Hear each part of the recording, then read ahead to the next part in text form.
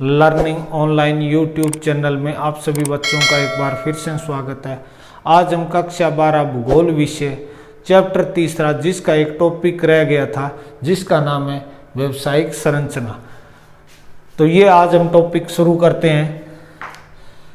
तो देखिए, व्यावसायिक जो संरचना है इसके अंदर हम बात कर लेते हैं। व्यावसायिक संरचना का मतलब है भी इसके अंदर कौन कौन से व्यवसाय आते हैं, यानी कि इस व्यावसायिक संरचना के अंदर बात करूं तो अलग अलग व्यवसाय, और ये जो अलग अलग जो व्यवसाय है इनके अंदर कौन सी जनसंख्या भाग लेती है, तो वो कार्यशील जनसंख्या भाग लेती है। यानी कि ये जो अलग अलग जो व्यवसाय है इनके अंदर ये कार्यशील जनसंख्या भाग लेती है। और इस कार्यशील जनसंख्या का एज ग्रुप कितना है, तो 15 वर्ष से 59 वर्ष। ठीक, 3 प्रकार के एज ग्रुप के थे, 0 से 14, 15 से 59, फिर 60 से या 60 से ऊपर वाले। ये जो 3 ग्रुप जिनके अंदर से कार्यशील जनसंख्या वाली इस व्यावसायिक संरचना के अंदर भाग लेती है। और ये जो व्यावसायिक जो संरचना है इसके अंदर अलग अलग व्यवसाय है। जिस प्रकार से बात करें, जैसे कृषि, मैं कुछ एक नाम लिख रहा हूं, बाकी हम आगे बात करेंगे जब आर्थिक क्रियाएं करेंगे। कृषि, खनन, उद्योग, परिवहन, संचार इत्यादि व्यवसाय में कार्यशील जनसंख्या भाग लेती है,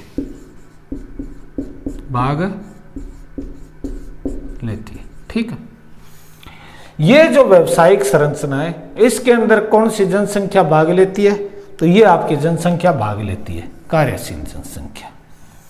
उसके बाद में ये मैंने परिभाषा के तौर के ऊपर लिख दी, कृषि, खनन, उद्योग, परिवहन, संचार इत्यादि व्यवसाय में कार्यशील जनसंख्या भाग लेती है। यानी कि ये जो व्यवसाय है इसके अंदर कार्यशील जनसंख्या भाग लेती है। ये सारे के सारे जो व्यवसाय इनको हम क्षेत्र भी बोल सकते हैं, ठीक है। अब इनको एक स्पेशल नाम दिया गया है जिनके अंदर इनको यानी कि बांटा गया, अलग अलग क्रियाओं के अंदर बांटा गया है। कहने का मेरा मतलब ये है भी ये जो सारे के सारे जो क्षेत्र है इनको जिसके अंदर बांटा गया है उसे हम कहते हैं आर्थिक क्रिया, ठीक है, आर्थिक क्रिया।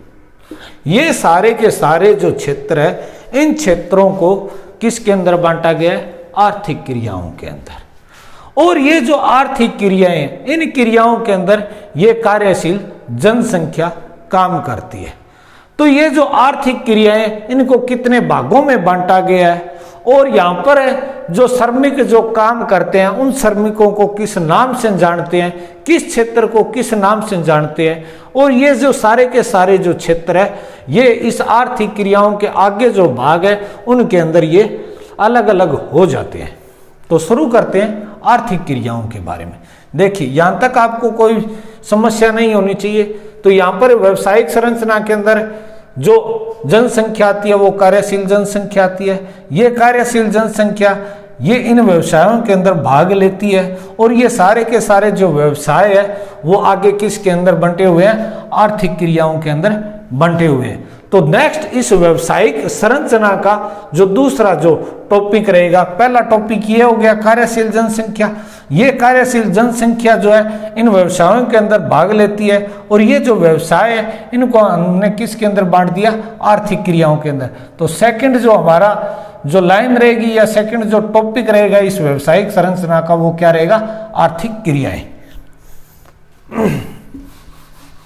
देखिए, अब हम बात कर लेते हैं आर्थिक क्रियाओं को।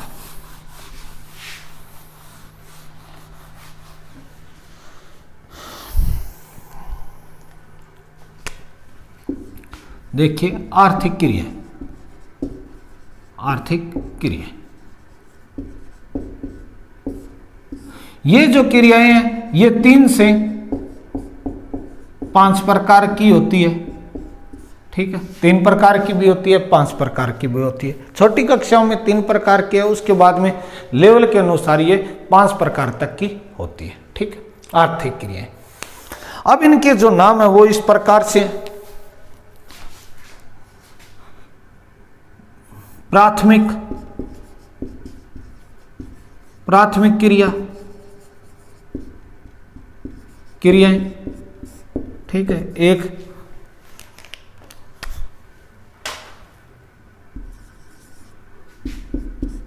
द्वितीय क्रियाएं,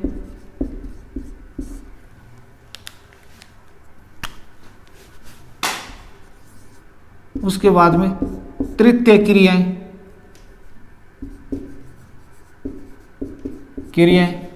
उसके बाद में चतुर्थ क्रियाएं,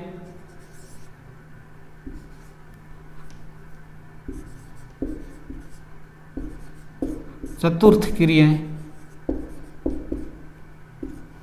और उसके बाद में लास्ट में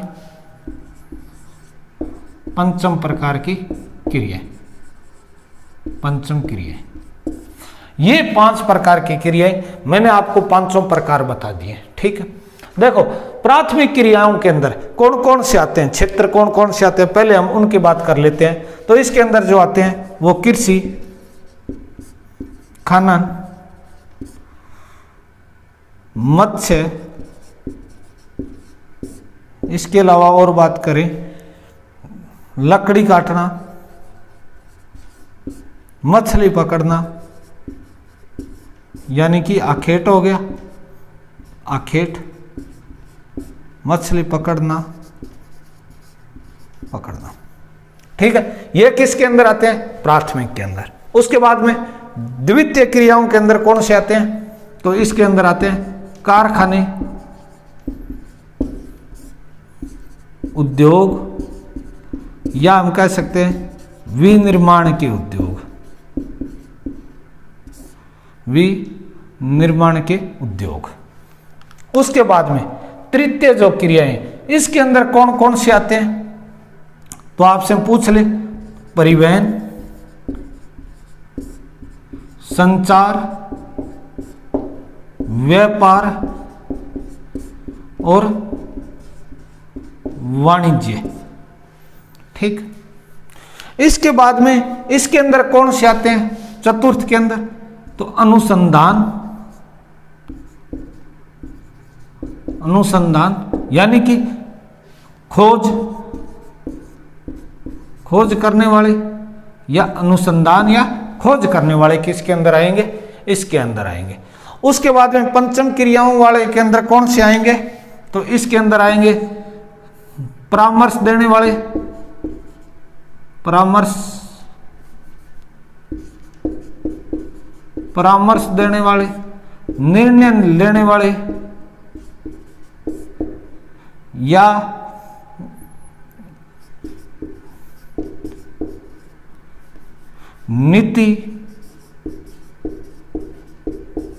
नीतियों के बारे में बताना, या फिर हम कह सकते हैं राय देना बागड़ी भाषा में। ये हो गए, मैंने आपको बता दिया। प्राथमिक क्रियाओं के अंदर ये आते हैं, द्वितीय के अंदर ये, तृतीय के अंदर ये, चतुर्थ के अंदर इस प्रकार, और पांचवें के अंदर इस प्रकार के।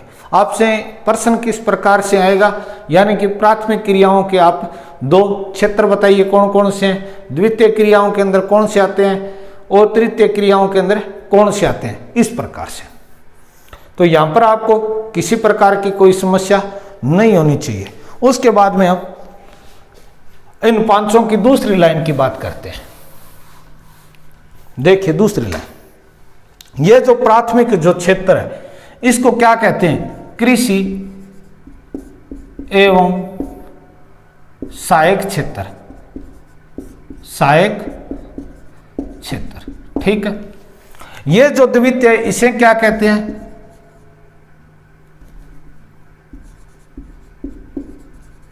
औद्योगिक क्षेत्र कहते हैं। तीसरा जो है इसे सेवा क्षेत्र कहते हैं। ठीक, ये तीन, इनके बारे में कोई ज्यादा जानकारी नहीं है। यानी कि इसे कृषि एवं सहायक क्षेत्र किसे कहते हैं, औद्योगिक क्षेत्र किसे कहते हैं, सेवा क्षेत्र किसे कहते हैं, आपसे पूछ ले। उसके बाद में ये जो पांचों जो क्षेत्र है, इसके अंदर जो काम करने वाले जो श्रमिक है उनको किस नाम से जाना जाता है, उनके बारे में हम बात कर लेते हैं। देखिए, ये जो प्राथमिक जो क्रियाएं, इसके अंदर जो श्रमिक काम करते हैं उनको जिस नाम से जाना जाता है उसे कहते हैं रेड कॉलर। ये आपको नाम याद रखने हैं, रेड कॉलर। उसके बाद में ये जो सेकंड है, इसके अंदर जिस नाम से जाना जाता है ब्लू कॉलर। उसके बाद में ये जो तृतीय है, इसके अंदर जो श्रमिक काम करते हैं इसे कहते हैं पिंक कॉलर। उसके बाद में ये जो चतुर्थ है, इसके अंदर जिस श्रमिक को नाम से जाना जाता है व्हाइट कॉलर। और ये जो पांचवा है, इसको जिस नाम से जाना जाता है इसे कहते हैं गोल्डन या गोल्ड कॉलर। ठीक है, गोल्डन कॉलर इस नाम से जाना जाता है। जहां तक आपके किसी प्रकार की कोई दिक्कत नहीं होनी चाहिए। इसके अलावा अब मैं सामान्य सी जानकारी आपको बता देता हूं कि इसके अंदर क्या खास बात रहती है। सिर्फ आपके इतना ही टॉपिक है। देखिए, प्राथमिक क्रियाओं का क्या मतलब है। जो हमें प्राकृतिक रूप से जो भी वस्तु प्राप्त हुई या संसाधन जो प्राप्त हुए अपने दैनिक जीवन के अंदर प्रयोग कर लेना, उसके अंदर किसी प्रकार की कोई छेड़छाड़ नहीं करनी, सीधा उसका उपयोग करना। दूसरे के अंदर द्वितीय, इसका मतलब है ये जो प्राथमिक है जो क्रिया है, इसके अंदर जो प्राकृतिक जो संसाधन है उसका क्या करना है, निर्माण, यानी कि उद्योग के अंदर लेके आना है उस प्राकृतिक संसाधन को, और उसके गुण व मूल्य के अंदर हमें क्या कर देनी है, वृद्धि कर देनी है। यानी कि उसका आकार के अंदर क्या कर देना, परिवर्तन कर देना, उसके रूप में परिवर्तन कर देना। कहने का मतलब है उस वस्तु को हमें क्या कर देना है, परिवर्तन कर देना है। जिस प्रकार से गेहूं का हम क्या कर देंगे, आटा बना देंगे। जब आटा बना देंगे तो वो किस प्रकार की होगी, द्वितीय क्रियाएं। यानी कि लोहे से हमने क्या बना दिया, पंखा बना दिया, वो किस प्रकार की क्रिया होगी, इस प्रकार की। यानी कि लोहे से हमने गाटर बना दी, वो किस प्रकार के अंदर आएगा, इस प्रकार से। ईंट से हमने भवन का निर्माण कर दिया, वो किस में आएगी, इस प्रकार की क्रियाओं में आएगी। उसके बाद में तृतीय जो क्षेत्र है, ये जो क्षेत्र होता है ये किसी वस्तु का उत्पादन नहीं करता। ये किस काम आता है, ये प्राथमिक और जो द्वितीय जो क्षेत्र है इसका क्या करता है, ये मदद करता है। यानी कि किसी देश के विकास के लिए ये महत्वपूर्ण क्षेत्र है। यानी कि ये क्या करती है, इन दोनों को सुविधाएं प्रदान करती है। जैसे यहां पर किसी उद्योग ने क्या कर दिया, उत्पादन कर दिया किसी वस्तु का, जिस प्रकार की बहुत सारी चारपाई बना दी और उस चारपाई को देश के किसी अन्य राज्य के अंदर पहुंचाना है तो वो किस माध्यम से पहुंचाएंगे, ट्रक के माध्यम से। यानी कि ट्रक किसके अंदर आ जाता है, तो परिवहन के अंदर। तो इसका मतलब ये कौन सा हो गया, सेवा क्षेत्र। ये क्या करेगा, इनको सेवाएं प्रदान करेगा, सुविधाएं देगा। ठीक है, और ये क्या करेगा, उत्पादन करेगा, ये उपभोग करेगा डायरेक्ट रूप से। उसके बाद में चतुर्थ क्रिया, ये जिस प्रकार की खोज करते हैं, यानी कि अनुसंधान, नए नए आविष्कार करेंगे, खोज करेंगे। जैसे शुरू के अंदर ये पंखा जिसने बनाया था उसने क्या की थी, खोज की थी, रिसर्च की थी। इसी प्रकार जैसे मोबाइल बनाया था, इसी प्रकार से ये ब्लैक बोर्ड बनाया होगा। यानी कि ये जो सारे के सारे है किसके अंदर आते हैं, चतुर्थ क्रियाकलाप के अंदर आते हैं। पांचवें का मतलब क्या होता है, ये जो है ये सुपर होते हैं। इसका मतलब यानी कि ये राय देंगे, ये खुद किसी प्रकार का कोई काम नहीं करेंगे। जैसे मैं किसी को कहूंगा भी आपको ये काम कर लेना चाहिए, तो आपको इस काम के अंदर कामयाबी मिलेगी। या मैं किसी दूसरे को कहूंगा भी आपको ये काम नहीं करना चाहिए, वो क्या होगा, परामर्श हो गया, राय देना। या फिर निर्णय भी मैं तो यही काम करूंगा, ये मेरा निर्णय हो गया। तो बागड़ी भाषा में मैंने जैसे लिख दिया भी किसी को राय देना या नीतियों के बारे में बताना, भी जिस प्रकार से देश के अंदर किस प्रकार की आर्थिक स्थिति है तो उससे अवगत करवाना।